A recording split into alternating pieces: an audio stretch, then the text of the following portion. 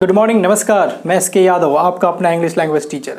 एक बार फिर से आपका स्वागत है आपके अपने show the Hindu weekly word show में। तो चलिए आज का पहला वर्ड लेते हैं। इधर उधर की बातें ज़्यादा नहीं, सीधे मुद्दे की बात। तो पहला वर्ड है हमारा ऑक्शन। ऑक्शन क्या होता है? ऑक्शन अर्थात नीलामी। ये वर्ब भी होता है, ये नाउन भी होता है।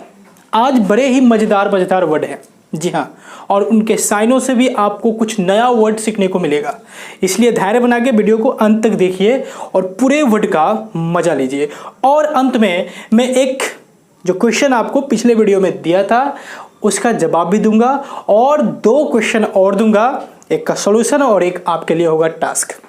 तो चलिए, ऑक्शन अर्थात नीलामी। ऑक्शन एक नाउन भी होता है और वर्ब भी होता है, यानी नीलामी और नीलामी करना दोनों अर्थ देता है। इसके साइनों में हम क्या ले सकते हैं? इसके साइनों में हम ले सकते हैं सोल्ड आउट, जी हाँ, सोल्ड आउट, या फिर क्लोज आउट भी लिख सकते हैं। हाँ, ये दोनों लिख सकते हैं, सोल्ड आउट या क्लोज आउट। चलिए, दूसरा हमारा वर्ड है इम्पेचुअसिटी। इम्पेचुअसिटी जिसका अर्थ होता है साहस या प्रचंडता। साहस अर्थात करेज, डेयर, ठीक है, और प्रचंडता अर्थात फियर्सनेस। यानी हम पहले तो लिख दे साइनों के रूप में करेज, जी हाँ, करेज, और दूसरा हमारा फियर्सनेस। कौन सा स्पेलिंग? ये वाला स्पेलिंग, जी हाँ, इसको पढ़ेंगे हम fierceness. And the next word ammunition. Ammunition का अर्थ होता है गोला बारूद या अस्त्र शस्त्र को हम कहते हैं अम्यूनिशन। यानी इसका साइनो क्या होगा जी? तो होगा, देखेंगे तो क्या पढ़ रहे हैं आप, थोड़ा सा आप बताइए क्या होगा, उच्चारण करके देखिए तो। अर्मामेंट नहीं, अमामेंट, जी हाँ, अमामेंट। आर जो है हमारा साइलेंट रहेगा, अमामेंट। या फिर एक साधारण सा वर्ड जो है विपन, हाँ विपन। चलिए, and the next word intrusion. Intrusion, आप अगर नए हैं हमारे चैनल पर तो हमारे चैनल से जुड़ तो जाइए सब्सक्राइब बटन दबा के। अगर आप लगातार हमारे वीडियो देख रहे हैं तो लाइक जरूर कीजिए और एक चीज़ कमेंट करके जरूर बताइए इन वर्ड से आपको कितना फ़ायदा हो रहा है। देखिए, आप न्यूज़पेपर पढ़े ना पढ़े, ये वर्ड हम इसलिए दे रहे हैं ताकि आए दिन जो नए वर्ड या फिर पुराने वर्ड जो करेंट न्यूज के साथ चल रहे हैं वो आपको मिलता रहे और आप भी करेंट बने रहें। करेंट अर्थात अपडेटेड रहें, ओके। यानी इंट्रूशन अर्थात घुसपैठ या अतिक्रमण, जी हाँ, जिसका बड़ा अच्छा साइन होता है इनफिल्ट्रेट, जी हाँ, इनफिल्ट्रेट। इनफिल्ट्रेट कहेंगे या फिर हम कह सकते हैं इनफ्रीजमेंट, जी हाँ, बड़ा ही अच्छा वर्ड है इनफ्रीजमेंट, ओके। चलिए, यहाँ ई छूट रहा है, इन्फ्रिजमेंट में जीई होगा, ध्यान देंगे, infringement. And the next word solidarity, ध्यान देंगे, सोलिडेरिटी मतलब होता है एकजुटता, यूनिटी। हाँ, समन्वय, एकजुटता, यूनिटी। तो क्या कहेंगे? चलिए, यूनिटी तो हमने कह ही दिया, यूनिटी। या फिर आपस के जो भाईचारे होते हैं ना, आपस का भाईचारा उसे भी कहते हैं, यानी हम कहेंगे हार्मोनी, ओके। चलिए, and the next word barrage. Barrage अर्थात गोलाबारी या बांध को भी कहते हैं। नदी के बहाव को रोकने के लिए जो बांधा जाता है, मिट्टी का बड़ा सा बांध या फिर गोलाबारी यानी बैरेज। अब गोलाबारी के लिए बम्बार्डमेंट, और स्पेलिंग क्या होगा जी? तो होगा BOMBARDMENT।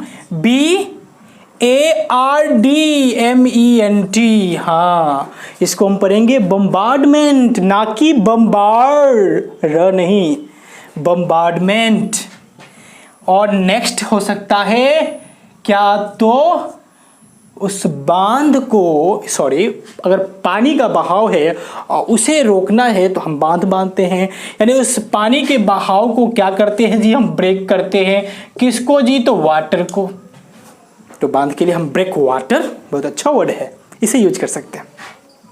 And the next word respite, यानी राहत या विराम, यानी रेस्ट, रिलीफ, जो भी कहिए, है ना, ये भी हो सकता है। या फिर अगर फुर्सत है तो लेजर एक बड़ा ही अच्छा वर्ड होता है, ये भी यूज होता है। लेजर टाइम यानी फुर्सत का समय। मजा आ रहा है? चलिए अगला वर्ड है हमारा हॉट बेड। देखिए एकदम से नया वर्ड है, शायद अभी आपको नहीं मिला होगा। हॉट बेड का अर्थ क्या होता है? तो हॉट बेड उस हम क्यारी अब नहीं समझ रहे होंगे शायद, मिट्टी को खुदाई करके हल चला के उस पे या फिर कुदाल से कोड़ के उसे फर्टाइल बनाना या फिर उपजाऊ बनाना, ताकि उसमें पौधे लगाए जा सके, फूल लगाए जा सके, खाद पानी देने के बाद, ताकि उसमें लगाएं तो एकदम निश्चित तौर पे बीज बाहर आए, पौधा बने, पेड़ बने।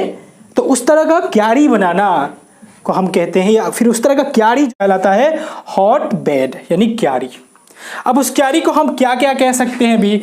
तो उसको हम सीड कह सकते हैं। क्या? सीड प्लॉट, हाँ सीड प्लॉट तो कह सकते हैं, है ना, सीड प्लॉट। या फिर इसको कारपेट भी कहा जाता है, कारपेट बेड भी कहा जाता है, ध्यान रखेंगे, कारपेट बेड भी कहा जाता है ना, मजेदार वर्ड।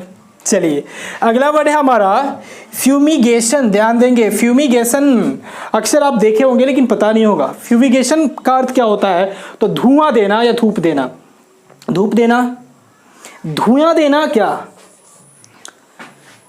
धुआं देना, यानी फ्यूमिगेशन तब ज़्यादा होता है आपके मोहल्ले में, आपके एरिया में, आपके गांव में, जब कोई महामारी फैली हुई होती है, या फिर अक्सर डेंगू से बचने के लिए, मच्छर से बचने के लिए, मच्छर चूंकि कम काटे या डेंगू ना फैले गांव में ज़्यादा, इसलिए फ्यूमिगेशन करा जाता है, अर्थात धुआं छुड़वाया जाता है। वो धुआं कोई आम धुआं नहीं होता है, उसमें केमिकल वगैरह, दवाइयाँ ये मिलाई गई होती है और वो धुआं छोड़ा जाता है कीटाणुओं को मारने के लिए, मच्छरों को मारने के लिए। और वो प्रक्रिया कहलाता है फ्यूमिगेशन। जी हाँ, फ्यूमिगेशन, यानी इसको हम कह सकते हैं एक तरह का धुआं है तो स्मोक कह सकते हैं, या फिर इसको हम रिक कह सकते हैं, उस प्रक्रिया को रिक भी कहा जाता है।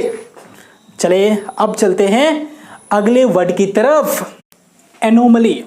एनोमली अर्थात असंगति या अवैधता। ये एनोमली का अर्थ क्या हुआ? असंगति, अवैधता से आप क्या समझ रहे हैं? स्टैंडर्ड मापदंड से गिरा हुआ को हम कहते हैं एनोमली। कोई स्टैंडर्ड मापदंड है कि ऐसा नहीं करना है, और उसके नीचे जाके अगर आप कोई काम करते हो तो वो परिस्थिति एनोमली कहलाती है, यानी उसको हम कह सकते हैं असंगति या अवैधता। इसका साइन हो सकता है इनकंसिस्टेंसी। जी हाँ, क्या हो सकता है? इनकंसिस्टेंसी, हाँ ये हो सकता है। या फिर अवैधता के लिए इलीगैलिटी। जी हाँ, कह सकते हैं इलीगैलिटी। चलिए अगला वर्ड है कनक्लेव। आगे मजेदार वर्ड आने वाले हैं। जी हाँ, जिस तरह से पहले वाले पड़ाव में देखा आपने अच्छे अच्छे वर्ड थे, यहाँ भी अच्छे अच्छे वर्ड हैं। अगला वर्ड है कनक्लेव। कनक्लेव अर्थात गुप्त सभा, गुप्त सभा या निर्वाचित सभा, यानी सेलेक्टेड लोगों का जब मीटिंग होता है उसको हम कह सकते हैं कनक्लेव, या फिर उसे हम कह सकते हैं प्राइवेट मीटिंग। हाँ कह सकते हैं ए प्राइवेट, हाँ कह सकते हैं प्राइवेट मीटिंग, एकदम से कह सकते हैं। चलिए अगला वर्ड है हमारा आर्किटेक्ट, नहीं आर्किटेक्ट। जी हाँ, आर्किटेक्ट एक तरह का इंजीनियर जो कि बिल्डिंग की डिजाइन करता है। A person who designs buildings, उसको हम कहेंगे आर्किटेक्ट। अगला वर्ड है हमारा वर्स्ट हीट। वर्स्ट हीट यानी बुरी तरह से प्रभावित।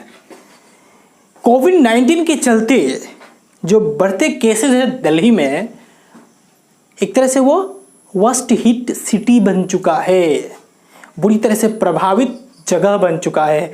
कौन? तो दिल्ली। यानी हम कह सकते हैं एक्सट्रीम लेवल, वर्स्ट हीट अर्थात एक्सट्रीम लेवल। क्या कह सकते हैं जी? तो हम कह सकते हैं एक्सट्रीम लेवल। चलिए अगला वर्ड है लॉस। लैस नहीं, लॉस। लॉस अर्थात चाबुक या चाबुक से मारना, या फिर कह सकते हैं जोर से मारना। जी हाँ, जोर से मारना को भी हम कहते हैं लाश। तो क्या हो सकता है, चाबुक के लिए तो हम कर सकते हैं कि हॉर्स व्हिप, मतलब चाबुक होता है, और जोर से मारने के लिए हम बास कह सकते हैं या फिर हिट भी कह सकते हैं। And the next word inequality. Inequality यानी असमानता। इक्वालिटी अर्थात समानता, इनइक्वालिटी अर्थात असमानता। तो क्या कहेंगे इसका साइनो, डिसिमिलरिटी। क्या पढ़ेंगे इसको पढ़ेंगे डिससिमिलैरिटी। एक्चुअल उच्चारण हुआ dissimilarity. Okay, and the next word disparity. हाँ, डिस्पैरिटी। अगला वर्ड है एस्टाब, नॉट एस्टैब। एस्टाब, एस्टाब भी नाउन और वर्ब दोनों है, यानी कोशिश भी होता है या फिर प्रहार करना भी होता है। प्रहार किसी धारदार या नुकीले हथियार से, औजार से प्रहार करना। जी हाँ, एस्टैब। तो क्या कह सकते हैं, अगर कोशिश के लिए कहे तो ट्राई, अगर प्रहार करना धारदार से तो वैसे में हम पोंछ कहे तो शायद गलत नहीं होगा।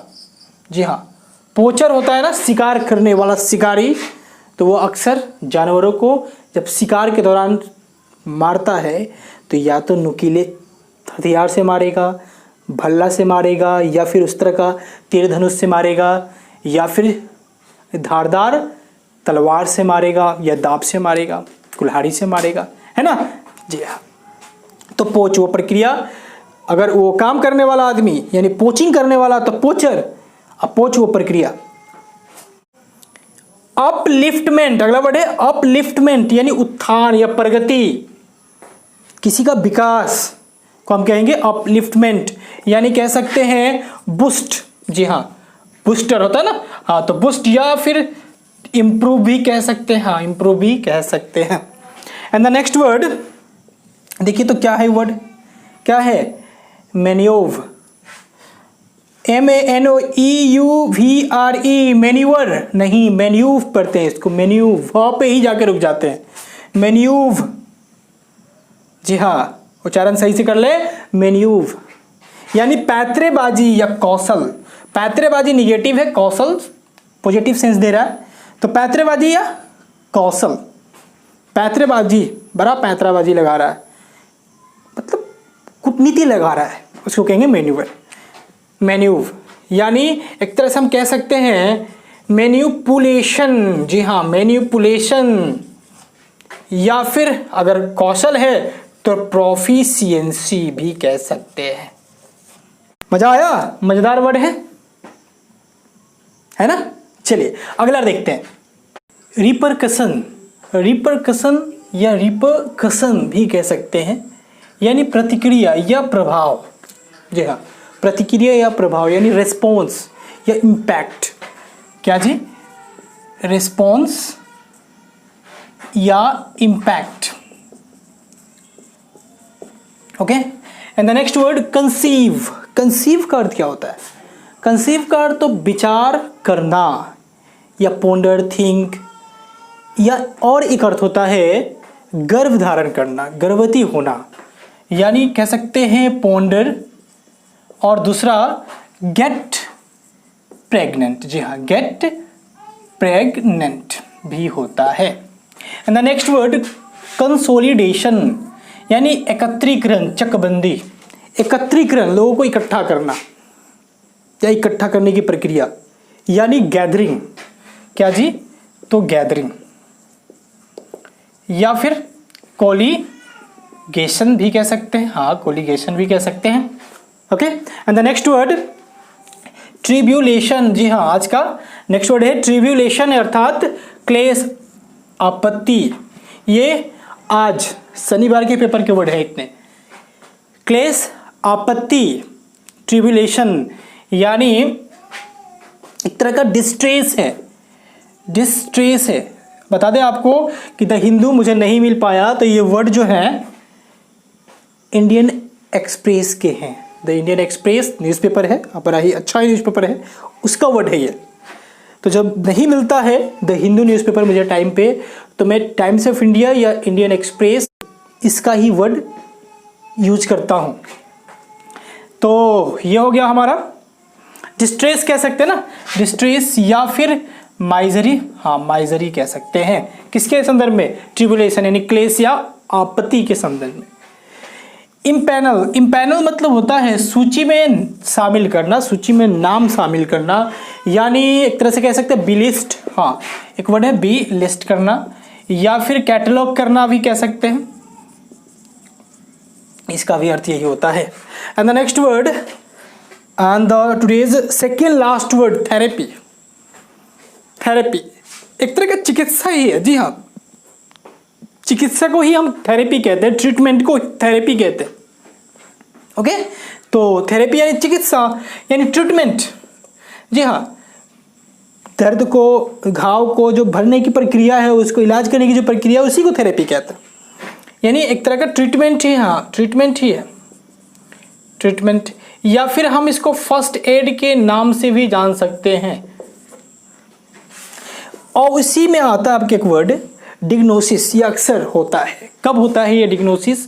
तो डिग्नोसिस रोग निदान या फिर किसी रोगी का जो रोग है उसका पता लगाना, उससे पूछताछ करके। प्राइमरी स्टेज पे जो जांच है उसको करा के, यानी चेक वगैरह करा के, एक्सरे करवा के, अल्ट्रासाउंड करा के, उसके माध्यम से हम डायग्नोसिस करते हैं, या उससे पूछ के पेट में दर्द है, सर में दर्द है, क्या हो रहा है नहीं हो रहा है, तो उसे हम कहेंगे डायग्नोसिस। डायग्नोसिस या फिर इसे अगर कहें तो डिग्नोसिस पढ़े तो ज़्यादा बेहतर है। ऐसे डायग्नोसिस भी सही है लेकिन डिग्नोसिस बेहतर प्रोनाउंसिएशन है। डिग्नोसिस यानी एक तरह का ये रोग निदान है या बीमारी को पता करने की प्रक्रिया है, तो हम कह सकते हैं डिटेक्शन, जी हाँ डिटेक्शन कह सकते हैं, या फिर इसको रिकॉग्निशन भी हम कह सकते हैं, पहचानने की प्रक्रिया। ओके, तो आज का वर्ड का सिलसिला होता है यहाँ समाप्त। अब बारी है जो प्रश्न हमने आपके लिए छोड़ा था उसका जवाब क्या होगा। तो चलिए प्रश्न को देखते हैं। तो क्वेश्चन है आपके स्क्रीन पे, defence minister Rajnath Singh said on Sunday that dialogue is underway to resolve the standoff on the LAC। यानी defence minister Rajnath Singh Sunday को कहे कि डायलॉग यानी बातचीत जो है जारी है समाधान निकालने के लिए। जो स्टैंड ऑफ है ऑन LAC यानी लाइन ऑफ एक्चुअल कंट्रोल पे जो गतिरोध पैदा हुआ है, जो झगड़ा पैदा हुआ है, उसका समझौता के लिए, उसके समाधान के लिए डायलॉग जारी है। अब इस क्वेश्चन में एरर कहाँ है? तो एरर है कि इज नहीं होगा, वाज होगा, यानी डायलॉग इज नहीं डायलॉग वाज। क्यों? क्योंकि जो सेंटेंस है ये कहा कब गया है? तो ये पास्ट में कहा गया है। क्योंकि अगर आप नरेशन पढ़े होंगे, इन्वर्टेड कॉमा हटाने के बाद जब रिपोर्टिंग स्पीच पास्ट में होता है तो रिपोर्टेड स्पीच अर्थात इन्वर्टेड कॉमा के अंदर वाला पार्ट भी पास्ट में चला जाता है।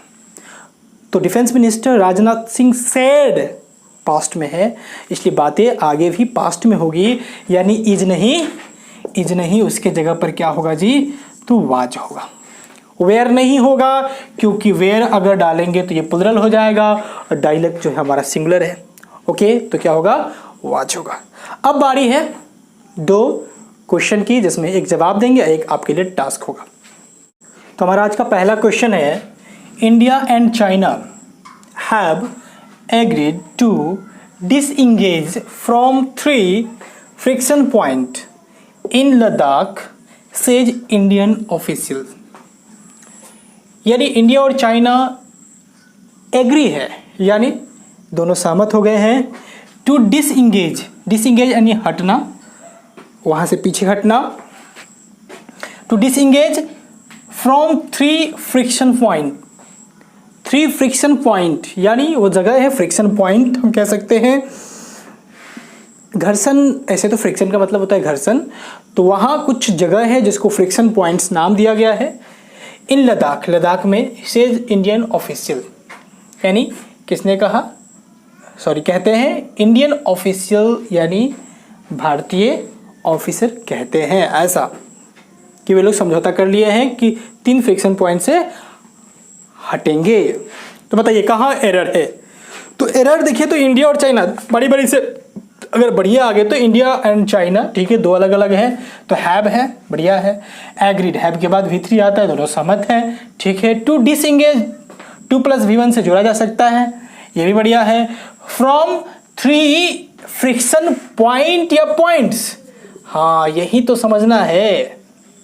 चलिए अब थोड़ा देर के लिए आप समझ ये मान लें कि हो सकता है पॉइंट भी होगा, तो आगे बढ़ जाइए। तो इन लद्दाख सेज इंडियन ऑफिसर्स, कहीं और तो दिख नहीं रहा है, तो ये 3 फ्रिक्शन पॉइंट नहीं होगा, क्या हो जी, पॉइंट्स होगा।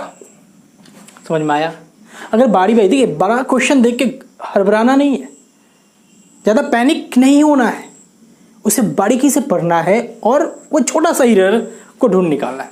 अब आपके लिए ये टास्क है, जी हाँ, आपका असाइनमेंट ये है कि आप इसे बना के आइए। क्वेश्चन है, the south west monsoon covered the entire country on Friday 12 days early than the expected scheduled date। तो कहाँ एरर है आपको बताना है, या फिर गलती नहीं है तो नो एरर भी आंसर हो सकता है। क्या होगा या आपकी जिम्मेवारी है कमेंट करके बताना है। पूरा 1 सप्ताह टाइम है, इसको बढ़िया से समझिए, बनाइए। तो फिर मिलेंगे अगले वीडियो में। यदि आप हमारे चैनल पर नए हैं तो चैनल को सब्सक्राइब कीजिए। यदि आप लगातार देख रहे हैं तो कमेंट कीजिए, लाइक कीजिए, शेयर कीजिए। Okay, good bye.